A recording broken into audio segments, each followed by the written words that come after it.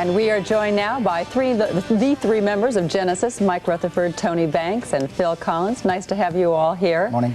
Now, that clip that we just saw, No Son of Mine, it's very, very heavy subject matter, lyrics. It also runs, I think it's also the only single from the album release so far.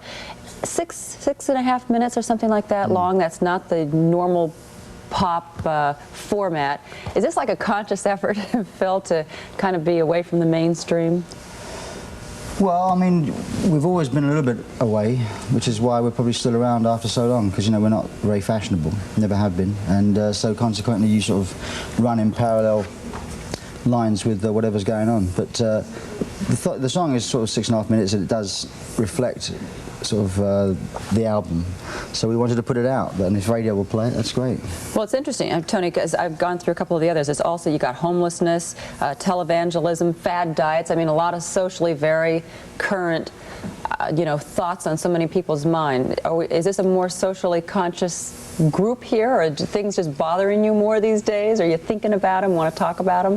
I think it's just really lyrics we're basing them more on sort of real things nowadays. Perhaps in the early days of the group we were better known for sort of fantasy kind of lyrics and things, although we had a certain amount of it's always been that in the lyrics, but in the early days it was a bit more obscured than it is nowadays, a bit more direct.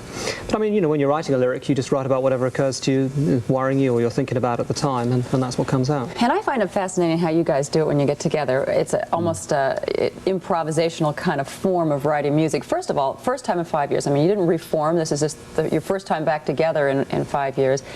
Is it tough kind of getting back in sync, you know, Mike, when you get all back in the studio? Actually, it wasn't. I mean, I know it was 5 years since the last album, but we actually finished working together in July '87, which is when the last tour finished. Not really. I mean, as you say, the way we do it, we just go in the studio. We don't take material in now that we do so much stuff on our own, and we just turn the gear on and kind of cross our fingers, and off we go. And this time round, actually, it happened very easily. I mean, within about the first 2 or 3 days, we had 3 or 4 bits of music, and we actually wrote the whole album in about 2 months, I think it was. Mm-hmm. But you go in, and one person starts with a thought, and you add on, or you add on. That's really how it all comes together. It seems hard. It's just like, you know, in some respects like jazz music, you know. You just sort of start playing and the other guys join in. You know, sometimes it can start with a guitar riff or a keyboard sound or a drum machine rhythm. When you have 3 people who are so independently successful, I mean, how do you deal with the meshing of egos? Do you check the egos at the door or what? It's not hard, actually. I mean, I think first and foremost you've got to realise that you're doing it because you want to do it. Yeah. And obviously we've all got solo things we could carry on doing. Sure, because you're all successful on your own, and yet something compels you to get back together and do this music together. So it's basically our choice. And I mean, I think, you know, we used to argue a lot in the early days, especially when there were 5 of us. A lot of arguing, but three's a good number. And still argue a bit. Yeah, we love each other. They never argue. We'll see if they argue during the commercial break, and I'll cheat. I'll tell you if they do. We'll be back in just a moment with more of Genesis right after this from Folgers. Bloodstained.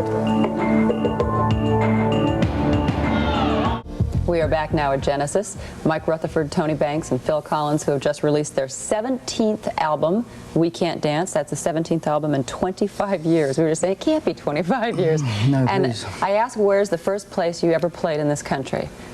And it was Brandeis University? Brandeis University in Boston, to about 50 people, we reckon. To about 50 people? During lunch hour. During lunch hour. And so what's the absolute biggest crowd you've played to?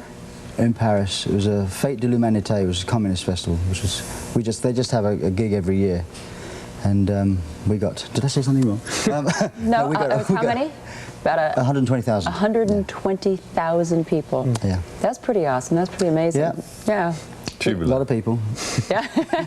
When's the tour going to be for this? The next tour is going to be in May? Yeah. May and June, and we'll be playing sort of stadiums and. It's hard, you know, because we don't want to go on the road for too long. The last Invisible Touch tour was very long, about 10 months in all, and you know, it's just you start getting a little bit tired of the travelling, and also you're away from the family. You know, some of us, I mean, my family travel with me, but when the kids are at school age, it's hard to do that. It's hard, sure. So we just want to sort of cut it down and make it enjoyable. So the tour won't be as long, which means you end up playing bigger places because you've got to play to as many people as you can, because otherwise they get off, you don't see them. Now, do you already start talking about the next album at this point, or? No, we don't really start talking about the album until we get into the studio next time, really. Yeah. And we know we have in the back of our minds that we'll be doing one and sort of looking ahead, sort of 3, 4 years probably. Thinking about Now, it. Tony, you got a solo album coming Yes, out, I right? have. I have indeed. I'm glad you asked me that. I have no I knew idea. you would be, and therefore I did. right. Do tell us about Well, it. I have coming out in March. It's actually an album I made just before We Can't Dance. I finished it just before that, and in Europe we released it back then.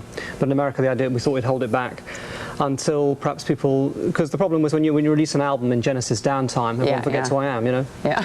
And even when the group's around, they're not too sure who I am, but at least they have a better chance. And Mike still has Mike and the Mechanics, Yes, right? they're going strong. They're pretty much on hold now till we finish the next Genesis tour. Doing this, and you're finally, Phil, going to make the movie The Three Bears. Yeah. We've talked about that a few times. That's right. I kept talking about it for about 5 or 6 years, and finally it's being done. That's with Danny DeVito and Bob Hoskins. Yeah, it's been written by Jim Hart, who's just finished Hook, and who's a New Yorker. Hi, Jim. And But you actually are doing another one before then. yeah, I'm doing a film in Australia in January. So there's the film in Australia, then the tour, and then Three Bears, hopefully. All right, but right now, Genesis is back together again. Oh, yes. We Can't Dance. And there's not one dance song on the album, I guarantee you. It's nice to, and they didn't fight during the commercial break. No. It's nice to see you all again. Okay. Good Morning America continues.